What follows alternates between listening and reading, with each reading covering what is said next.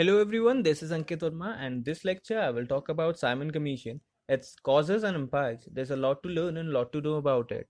And at the end of the lecture, we will get to know everything about the Simon Commission, like what exactly the Simon Commission is and what were the causes and impacts of the commission on the people of India. And also, what was the role played by the Indian National Congress. So guys, let's start. Simon Commission. Officially, it was Indian Statutory Commission, which was appointed on November 1927 by the then Secretary of State of British India, Lord Birkenhead. It arrived British India in the February 1928. It was a group of 7 British Member of Parliaments, headed by Sir John Simon, after whose the commission is named and commonly referred. Now the question arises why the Simon Commission was appointed by the government. In the Government of India Act 1919, which is also known as Montague-Chelmsford Reform 1990, the hierarchy system to govern British India was introduced in this right, and also at that time, British government declared that after 10 years, a commission will be appointed to examine and investigate the constitutional reforms done at that time and the impact of the hierarchy system. Also to check whether the British India need more constitutional reform, and if yes, then on what lines, what constitutional reforms are to be done, and what matters to be considered. According to the declaration of government, the commission have to be appointed around 1929 or so, but it was appointed in 1927, earlier than the due date. And it has a reason, that because the conservative government of the Britain feared that in the upcoming elections they will be defeated by the Labour Party, which they considered as the irresponsible party, and they didn't wanted an irresponsible party to take decisions on the important colony of Britain. There were protests all around the country against the commission, and there were strikes and mass rallies. And the commission was greeted with slogan of Simon go back, and the black flag demonstrations were also done, and also were greeted with the empty streets. All the national leader and the public were against the commission, as there was all 7 white members and not even a single Indian member in the commission. This was a deliberate insult to the self respect of the Indians, and what angered the Indians the most is that the foreigners would decide and discuss the Indians' fitness for self government. Protest held for a long period of time and on a large scale. As a result, police was deployed to suppress the protest. As an instance, in October 1928, Lala Lajpat Rai, a nationalist leader, was also beaten up by the police in a lathi charge during the protest led by him, and which was proved so fatal that he died the next night. Indian National Congress, in its Madras session in 1927, Madras, which is now Chennai, decided to boycott the commission, and when Congress called for support, it was supported by the Hindu Mahasabha and a large faction of Muslim League under the leadership of Muhammad Ali Jinnah. And in the same session, a snap resolution was passed by Motilal Nehru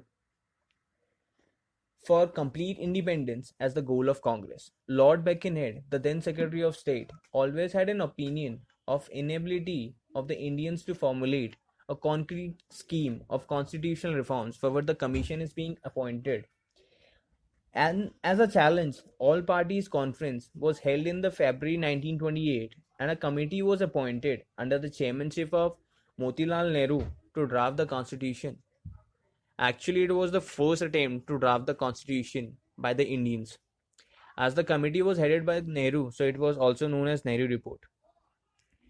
A major section in the committee favored dominion status, and a minority section wanted complete independence as the basis of the constitution.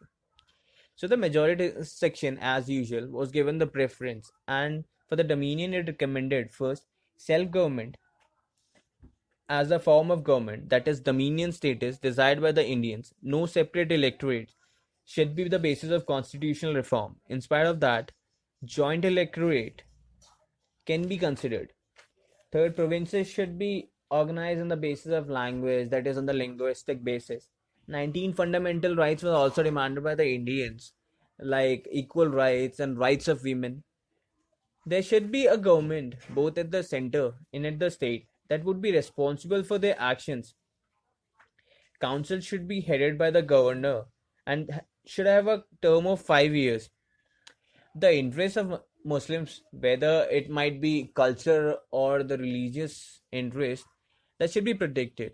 In August 1928, when the report was submitted, it had to face the Hindu and Muslim communal responses and got involved in the controversy over the issue of communal responses.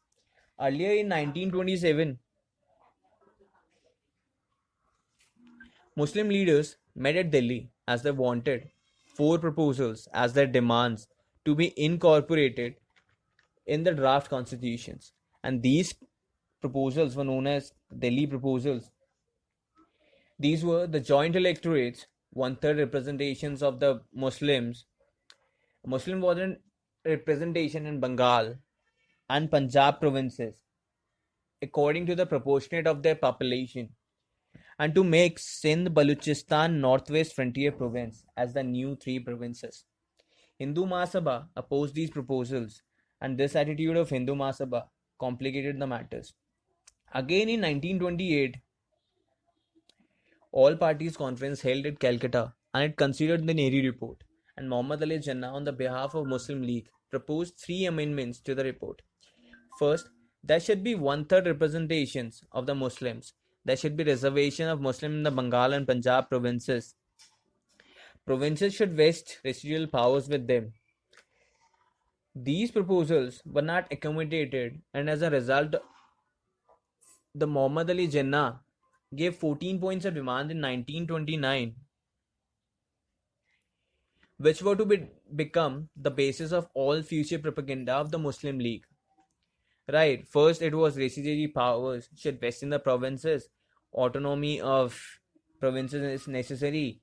If the center wants to do a constitutional amendment, it should consult the state also. Like the state or the boundaries of state are to be amended by the center. It should be consulted by the center that whether the state wants to be demarcated or what they want to know, right? There should be adequate representations of the Muslims in every provinces and also in the government services, and though one third Muslim representations since should be divided from the Bombay separate electorate, then there should be full freedom and protection to the religions of all community.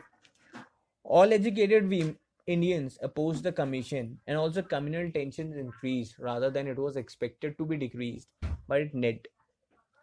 The outcome of the Simon Commission was the Government of India Act 1935, which called for responsible government at the provincial level in India, but not at the national level.